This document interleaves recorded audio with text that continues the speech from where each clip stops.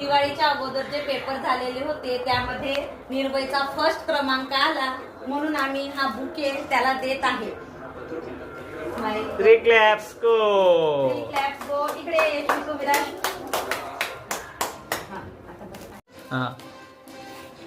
दिवाळीच्या आधी जे पेपर झाले होते त्यामध्ये यशस्वीला ओरल मध्ये चांगले मार्क मिळाले आणि त्याबद्दल मी तिला बुके देऊन तिचे मी स्वागत करते.